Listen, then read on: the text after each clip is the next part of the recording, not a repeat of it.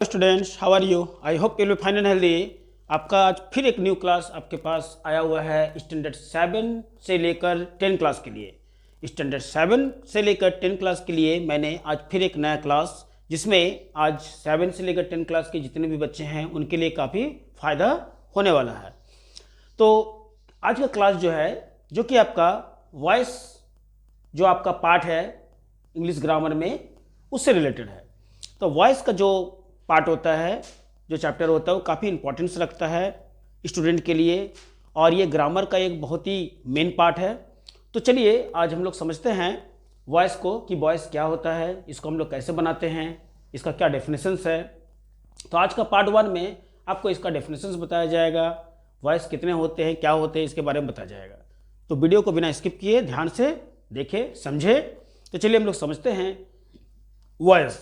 जैसे वॉइस आज मैंने पार्ट 1 लिखा है वॉइस में, जिसमें देखिएगा इसमें वॉइस को जो है वो हिंदी में वाच्य कहा जाता है। वाच्य, वॉइस को हिंदी में हम लोग वाच्य कहते हैं। और स्टैंडर्ड 7 और 10 के लिए मैंने आज लिखा है, इसलिए 7 से लेकर मैंने 10 यहाँ पर लिख दिया।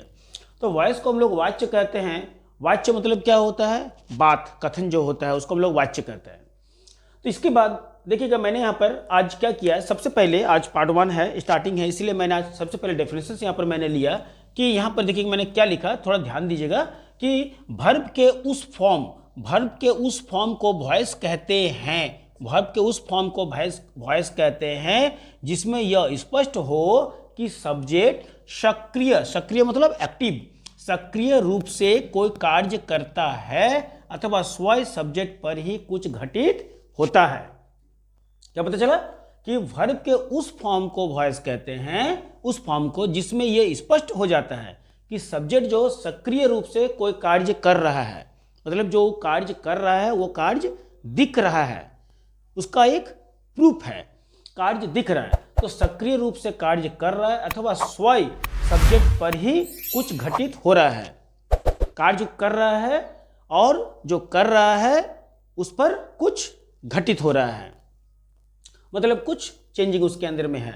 तो यहाँ पर देखिएगा वॉइस जो है, मैंने यहाँ पर लिखा कि वॉइस जो होते हैं वो 2 प्रकार के होते हैं। कितने प्रकार के होते हैं? 2 प्रकार के होते हैं। 2 प्रकार के क्या क्या होते हैं?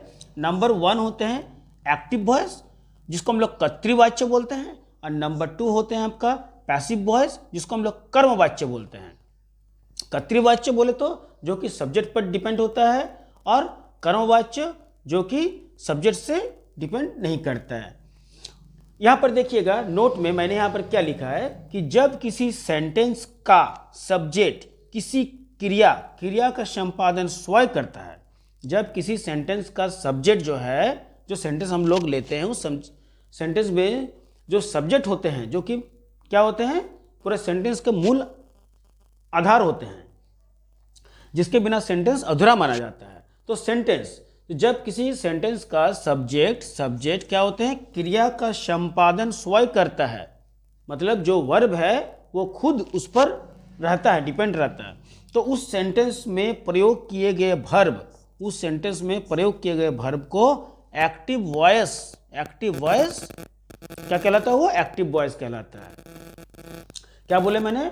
कि जब किसी सेंटेंस का सब्जेक्ट किसी क्रिया, देखिए सब्जेक्ट क्रिया का संपादन स्वयं करता है, क्रिया मतलब वर्ब का संपादन वो स्वयं करता है, तब उस सेंटेंस में प्रयोग किए गए वर्ब एक्टिव वॉइस कहलाता है। और नंबर 2, जिसमें जब किसी सेंटेंस का सब्जेक्ट क्रिया का संपादन स्वयं नहीं करता, जस्ट इसका ऑपोजिट है। जब किसी सेंटेंस का सब्जेक्ट क्रिया का संपादन स्वयं नहीं करता है, उसी पर संपादित होती है, स्वयं नहीं करता उसी पर संपादित होती है, तो इस तरह के सेंटेंस में प्रयोग किए गए वर्ब को हम लोग क्या कहते हैं? पैसिव वॉइस कहते हैं। मैंने नहीं लिखा, लेकिन ये है ना, इसके बाद का सेंटेंस है कि इसके बाद वो क्या कहलाता है? वो पैसिव वॉइस कहलाता है। अब जो आज का आपका जो क्लास है, जिसमें मैंने सिर्फ आज मैंने डिफिनेशन लिखा है, नेक्स्ट पार्ट जो पार्ट 2 आपके पास आएंगे, उसमें मैं आपको विद एग्जाम्पल आपको मैं फिर एक्सप्लेन करूंगा। तो उस पार्ट के लिए भी आप तैयार रहें। तो आज का जो पार्ट है, जिसमें मैंने सिर्फ आज आपको वॉइस जो कि वाच्य कहलाता है, उसका एक्सप्लेनेशन मैंने किया कि वॉइस होता क्या है, और वॉइस कितने होते हैं। आज के क्लास में आपको इतना ही, और नेक्स्ट पार्ट में आपको फिर विद एग्जांपल मैं फिर लेकर बताऊंगा। तो मैं एक बार फिर से रिपीट कर लेता हूं, इसको फिर आप समझिए कि वॉइस के उस फॉर्म को, वर्ब के उस फॉर्म को वॉइस कहते हैं जिसमें यह स्पष्ट है कि सब्जेक्ट सक्रिय मतलब एक्टिव रूप से कोई कार्य को कर लेता है अथवा स्वयं सब्जेक्ट पर ही कुछ घटित हो जाता है। सब्जेक्ट जो काम करता है उस पर खुद पर वो इफेक्ट पड़ता है। और वॉइस दो प्रकार के होते हैं, जिसमें एक्टिव वॉइस एक कर्तृवाच्य है और दूसरा आपका पैसिव वॉइस जो कि कर्मवाच्य है।